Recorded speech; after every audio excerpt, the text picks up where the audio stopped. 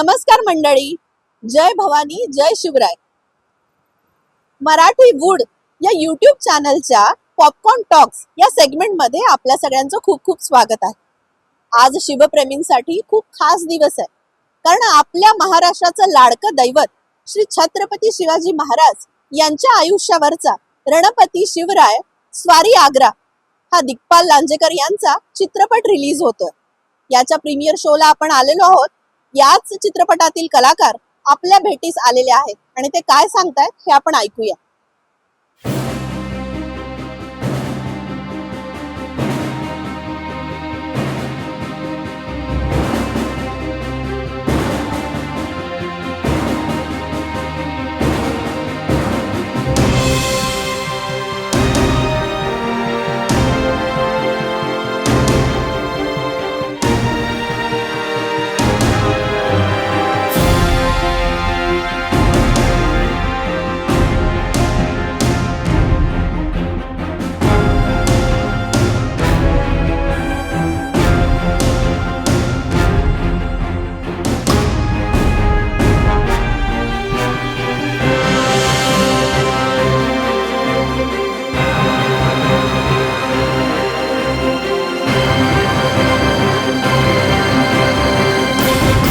सगळ्यात आधी मराठी वूड कडून आपल्या आणि आपल्या टीमच्या खूप खूप शुभेच्छा. या शुभारंभाचा प्रयोग आहे.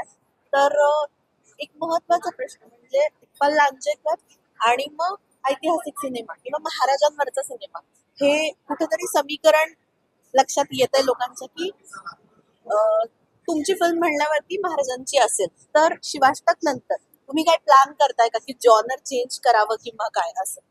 शिवराज अष्टक पहिल्यांदा छान पूर्ण होऊ दे. आपण आता 6व्या चित्रपटावर उभे आहोत. 2च चित्रपट राहिले, तेव्हा मला खात्री आहे की प्रेक्षकांच्या प्रेमामुळे आपण 8व्या चित्रपटापर्यंत नक्की पोहोचू.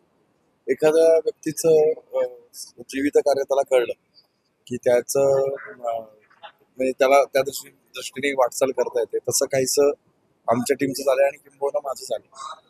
त्यामुळे शिवराज अष्टकानंतर काय हा मला पडलेला सुद्धा प्रश्न आहे. त्यामुळे आत्ताच त्याच्यावर बोलणं योग्य होणार नाही. कदाचित अगदी एक्स्ट्रीम स्टेप म्हणून चित्रपटसृष्टीत काम न करणं असाही निर्णय मी घेऊ शकतो. कारण शिवराज अष्टकामध्ये मी इतक्या गोष्टी हाताळल्यात आणि इतक्या गोष्टी करून पाहिल्यात की नवीन चॅलेंजेस शिवराज अष्टकानंतर माझ्यासमोर कुठली येतील असं मला वाटत नाही फिल्म मेकिंग मध्ये. त्यामुळे फिल्म मेकरना म्हणून जे काही एक भूक असते की नवीन काहीतरी करून पाहूया. याच्यामध्ये ऍक्शन, कॉमेडी, VFX, युद्धदृश्य म्हणजे स्टंट्स, स्पेशल इफेक्ट्स असे सर्व प्रकारचे प्रयोग माझे करून झाले होते. आणि त्यामुळे फिल्म मेकर म्हणून नवीन काय करायला मिळेल हे आता मला कळत नाही. त्यामुळे श्री शिवराज अष्टक हा पहिला गोल साध्य करूया, त्यानंतर ठरवूया असं. नक्कीच.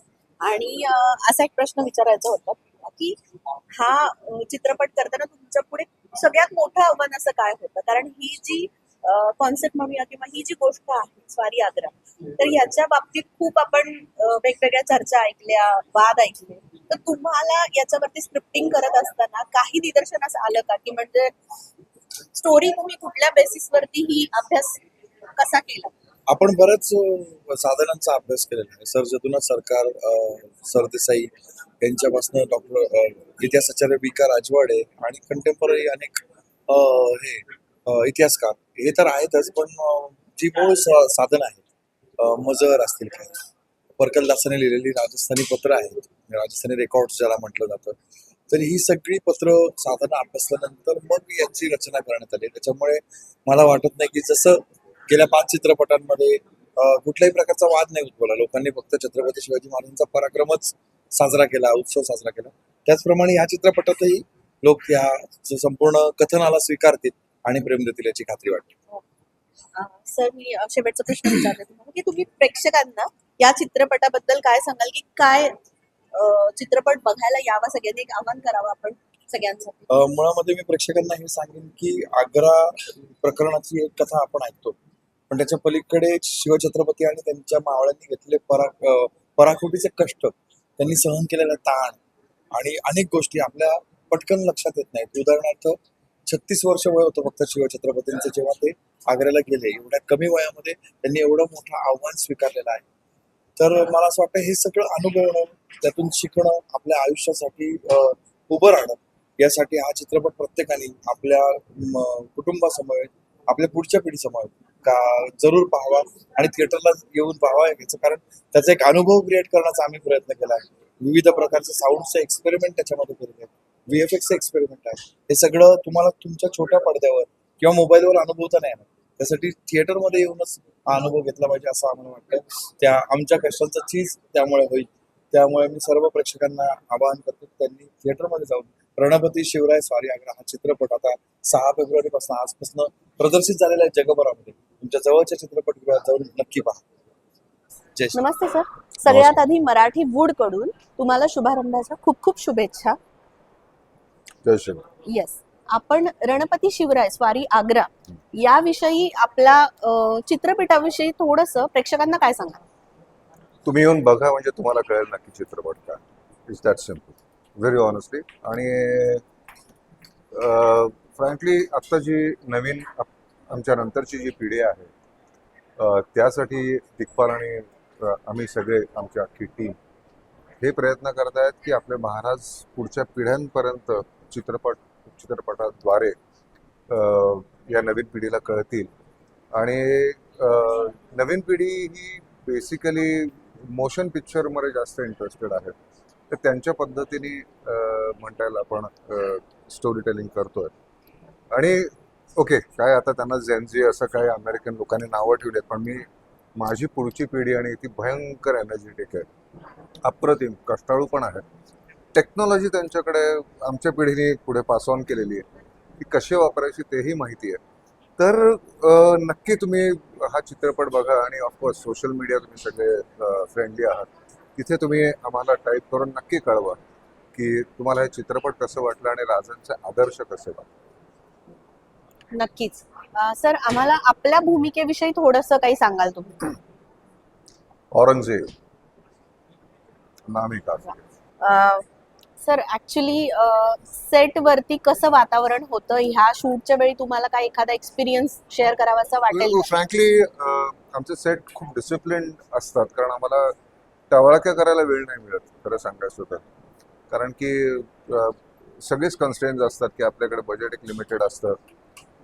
एक दिलेल्या दिवसामध्ये खूप काम करायचं असतं, कारण दिवसाचं नाही म्हटलं तरी 18 ते 20 लाख रुपये कमीत कमी लागतात.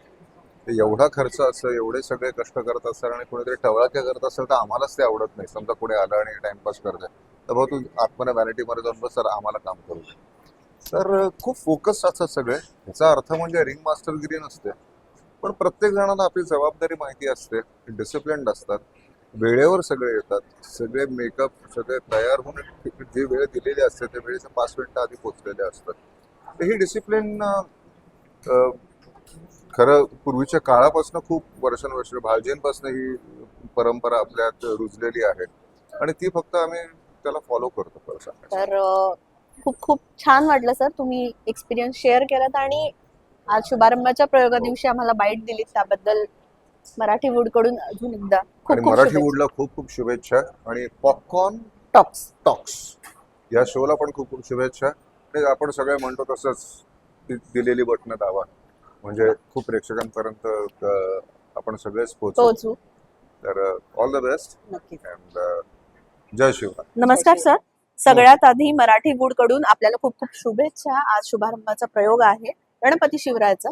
तर प्रेक्षकांना आपण या चित्रपटाविषयी काय सांगा? आज 6 फेब्रुवारी 2026 आज रोजी गणपती शिवराय स्वारी आग्रा हा चित्रपट आमचा जगभरात प्रदर्शित झालेला आहे. याचा अभिमान आहे, आनंद आहे. आणि आत्तापर्यंत आपले जे शिवराज अष्टकातले चित्रपट होते ते केवळ मराठीतनं किंवा मराठी प्रेक्षकच बघू शकत होते, पण यावेळेस एक पाऊल पुढे जाऊन आम्हाला प्रेक्षकांकडनंच खूप म्हणजे जे मराठीच्या शिवाय प्रेक्षक आहेत त्यांनी आम्हाला सांगितलं की तुम्ही हे आमच्या भाषेत का नाही करत, हिंदीत का नाही करत किंवा इतर भाषांमध्ये का नाही करत. तर सांगायला आनंद वाटतो की हा चित्रपट हिंदी भाषेमध्येही आम्ही डब केलेला आहे आणि तो प्रदर्शितही होणार वा. आहे. जगभरात प्रदर्शित झाला असं मुद्दामून मी म्हणतो आहे, कारण की हा आज भारतात आणि भारताच्या बाहेर देखील प्रदर्शित झालेला आहे. त्यामुळे जास्तीत जास्त संख्येने, मला माहिती आहे की श्री शिवराज अष्टक हे लोकांचं खूप आवडीची सिरीज आहे, आवडीची फ्रँचाईज आहे. आधीच्या 5ही चित्रपटांना खूप उत्तम प्रतिसाद लोकांनी दिला आणि तो याचसाठी आहे, मी म्हणतो कायम तसं, की हा जो शिवसंस्कार आहे हा 8 चित्रपटांमधनं जेव्हा ह्या पिढीवरती होणारच आहेत ते संस्कार, पण कधी कधी मला स्वतःला असं वाटतं की इथून पुढच्या आयुष्यात जेवढं मी अंगीकारू शकतो महाराजांचे विचार तेवढे मी करीन, पण खरं तर हा संस्कार कोणासाठी केला पाहिजे तर तो पुढच्या पिढ्यांसाठी केला पाहिजे. कारण की ही जी पिढी आहे जी आत्ता लहान आहे, पण जे 8 चित्रपट बघतील महाराजांचे, ते मोठे झाल्यानंतर ते शिवविचार घेऊन जेव्हा त्यांचं आयुष्य जगतील तेव्हा एक नक्की चांगला महाराष्ट्र आणि चांगला भारत आपल्याला बघायला मिळेल. आणि म्हणून हा चित्रपट दाखवणं ही म्हणजे एकतर पहिली गोष्ट, या पिढीतल्या प्रत्येकाने हा चित्रपट बघणं हे त्याचं कर्तव्य आहे. का? कारण की आपण महाराष्ट्रात राहतो तो फक्त एकाच माणसामुळे, छत्रपती शिवाजी महाराजांमुळे. आमचे चित्रपट कधीही सवंग नाहीत. पूर्णपणे सगळा परिवार, आजी आजोबांपासून ते नातवापर्यंत बसून सगळे चित्रपट बघू शकतात. त्यानंतर प्रत्येक चित्रपटामध्ये आम्ही आपली संस्कृती जपण्याचा प्रयत्न करतो. तुम्ही याही चित्रपटात बघा, एक भारूड आहेच आहे. त्यानंतर जगद्गुरु संत तुकाराम महाराजांचा एक अभंग हा पहिल्या चित्रपटापासून याही चित्रपटापर्यंत, या चित्रपटात भेटी लागी जीवा हा अभंग आहे. तर ही आपली संस्कृती, आपल्या संस्कृतीची शरम बाळगण्याचं आपल्याला काहीच कारण नाही. जे लोक इतर आपापल्या संस्कृतींबद्दल इतक्या अभिमानाने बोलतात, अभिमानाने ती आपल्या खांद्यावरती मिरवतात, तसंच छत्रपती शिवाजी महाराजांची संस्कृती, या महाराष्ट्राची संस्कृती, मराठी मातीची संस्कृती, शिवविचार ही आपली परंपरा आहे, हे आपलं जगणं आहे.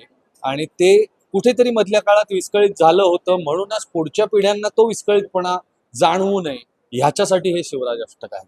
आणि म्हणून मला आवर्जून सांगायचंय की या पिढीतल्या प्रत्येकाने हा चित्रपट तर बघाच, पण राजांचे विचार, राजांची विचार करण्याची प्रक्रिया, राजांचा ॲटिट्यूड म्हणूयात आजच्या भाषेत, हा काय होता. म्हणजे लहानपणापासून मी म्हणतो तसं की आग्र्याहून सुटका नाहीये, स्वारी आग्रा, मुद्दामून नाव ठेव, वा. की हा अप्रोचच वेगळा आहे. छत्रपती शिवाजी महाराजांना इतका पॉवरफुल राजा कधीही स्वतःहून हात जोडून जाणार नाही. आणि त्याचं कसं पूर्ण विचार झाला राजांचा, कारण की महाराज दोनदाच फक्त महाराष्ट्र सोडून गेले, एक दक्षिण दिग्विजय आणि दुसरं हे आग्रा प्रकरण जेव्हा. त्यामुळे इतक्या स्ट्रॉंग विचारांचे राजे नतमस्तक होऊन गेलेच नसणारे असा प्रश्न आम्हाला पडला, आणि त्यातनं हा रिसर्च सगळा उभा राहिला. म्हणून कदाचित आम्ही 1-1.5 वर्ष घेतलं या चित्रपटासाठी, पण अजब वेगवेगळे अँगल्स आम्हाला समोर आले आमच्या, आणि त्या बरहुकूम आम्ही पूर्ण स्क्रीन प्ले सविता बांधायला घेतली आणि एक उत्तम चित्रपट आज लोकांच्या भेटीला प्रदर्शित झालेला आहे. छत्रपती शिवाजी महाराजांच्या भूमिकेसाठी एक उत्तम चेहरा अभिजित श्वेतचंद्र, आणि जे ॲग्रेशन पाहिजे, जी फिजिक पाहिजे, जो वॉक पाहिजे, हे सगळं आम्हाला अभिजितमध्ये दिसलं, आणि म्हणून अभिजित छत्रपती शिवाजी महाराजांची भूमिका साकारतो आहे. तर माझं कळकळीचं आवाहन आहे, विनंती आहे, प्रेमळ आग्रह आहे की सगळ्यांनी जाऊन थिएटरमध्ये हा चित्रपट बघा. काय आहे, हल्ली OTTचा जमाना आहे ते मला माहिती आहे, पण तोपर्यंत वाट बघू नका. मराठी चित्रपटसृष्टी टिकवायची असेल तर दर्जेदार चित्रपट येणं गरजेचं आहे, आणि जर दर्जेदार चित्रपट आला तर तो चालवणं थिएटरमध्ये ही आपल्या मराठी माणसाची जबाबदारी आहे. त्यामुळे हा चित्रपट कृपा करून तुम्ही कर्तव्य म्हणून बघा, आणि त्याच्याही पुढचं एक तुमचं कौटुंबिक कर्तव्य म्हणून घरातल्या प्रत्येकाला हा चित्रपट नक्की बघायला थिएटरमध्ये आणा. जरूर तुम्ही हा चित्रपट बघा, माझी खात्री हा चित्रपट तुम्हाला नक्की आवडेल, आणि एकदा बघून तुम्ही नक्की थांबणार. खूप खूप धन्यवाद. हर हर महादेव. धन्यवाद सर, तुम्ही आम्हाला बाईट दिली. खूप खूप शुभेच्छा अनेकदा तुमच्या टीमला आणि तुम्हाला. Thank you so much. आपल्याला आज गणपती शिवरायांच्या टीमला खूप खूप शुभेच्छा. आणि असं प्रयोग आहे तर आपण काय सांगणार प्रेक्षकांना की प्रेक्षकांनी हा चित्रपट आवडून का बघावा. रणपती शिवराय स्वारी आग्रा हा दिग्पाल लांजेकर दिग्दर्शित जी पुष्प आहे, शिवपुष्प त्यातला 6वं पुष्प आहे. आग्रा स्वारी हा प्रचंड थरार आहे. आजपर्यंत इतिहासाला बऱ्याच गोष्टी यातल्या कळल्या नाहीयेत, त्याच्यावर अजूनही अभ्यास चालू आहे. परंतु याचा अतिशय सूक्ष्म पद्धतीने अभ्यास करून दिग्पाल लांजेकर आणि संपूर्ण टीमने रणपती शिवराय आग्रा स्वारी या चित्रपटाची निर्मिती केली. चित्रपटामध्ये कुठेही काल्पनिकता नाही, पाहिल्यानंतर अंगावर काटा येईल, भव्य दिव्य सेट्स आहेत. विशेष म्हणजे यात माझी छोटीशी भूमिका आहे, हे तुम्हाला नक्की आवडेल. त्यामुळे जेवढे मराठी आहेत, जेवढे छत्रपतींच्यावरती प्रेम करणारे आहेत, त्या प्रत्येकाने रणपती शिवराय आग्रा स्वारी हा चित्रपट पाहायलाच हवा, थिएटरमध्ये जाऊन पाहायलाच हवा. सुरुवातीपासून आणि शेवटपर्यंत आता जो इंटरव्ह्यू पर्यंत पाहिलाय पिक्चर, इतका सुंदर आहे आणि इतकं मला तर आहे ना पिक्चर बघून एकदम मी मराठा होण्याचा अभिमानच वाटतो आणि मी स्वतः मावळातली आहे. तर पिक्चर जेव्हा चालू होता तर ते मी इमॅजिन करत होते की कसं असेल, म्हणजे तो आग्र्याचा सीन, कसे महाराज म्हणजे तिथे अडकले गेले असेल आणि महाराजांची सुटका कशी करून घेतली असेल, म्हणजे पुढे जाऊन इंटरव्ह्यू नंतरचा जो म्हणजे आता दाखवतील फिल्म मध्ये, तर मला खूप आवडेल बघायला. आणि खरंच म्हणजे एक मराठी असल्याचा आणि मराठा असल्याचा अभिमान आहे मला, खरंच सांगतात. म्हणजे आग्र्याहून सुटका हे लहानपणापासून आम्ही बघत आलो सिनेमे आणि खूप वेळेला पाहिले पण आहे, पण असं वाटलंच नाही की हे वेगळ्या पद्धतीने प्रदर्शित केलेलं आहे. म्हणजे नेहमी आपण बघतो त्या पद्धतीचं नाहीच आहे, रटाळ काहीच वाटलं नाहीये. आणि प्रत्येकाची भूमिका एकदम, आणि म्हणजे आता एनिमेटेड मधून असून सुद्धा ते खूपच सुंदर. म्हणजे ते हत्ती जो तुम्ही एनिमेटेड सांगितलाय पण नाहीये, तो ओरिजिनल तसाच वाटतोय. आणि शिवरायांची भूमिका किंवा इतर सर्वांची भूमिका खरंच खूपच छान आणि वेगळं आहे. मेन म्हणजे आम्ही ज्या लहानपणापासून बघत आलो पिक्चर, खूप पाहिलेत आम्ही आग्र्याहून सुटका आहे, त्याच्यापेक्षा खूप वेगळी कथा आहे. तर मंडळी, आज आपण बघितलं या चित्रपटातील कलाकारांनी या चित्रपटाविषयी आपल्याला काय सांगितलं. याचबरोबर प्रेक्षकांच्या प्रतिक्रियाही आपण जाणून घेतल्या. तुम्ही सुद्धा तुमच्या जवळच्या चित्रपटगृहात आजच हा चित्रपट जाऊन नक्की बघा आणि मराठी वूड सोबत असेच जोडलेले राहा. जर चॅनल सबस्क्राईब केलेले नसेल तर आत्ताच सबस्क्राईब करा आणि बेल नोटिफिकेशन वरती प्रेस करा. आपण भेटूया लवकरच एक नव्या सेगमेंटमध्ये एक नव्या चित्रपटासोबत. तोपर्यंत धन्यवाद.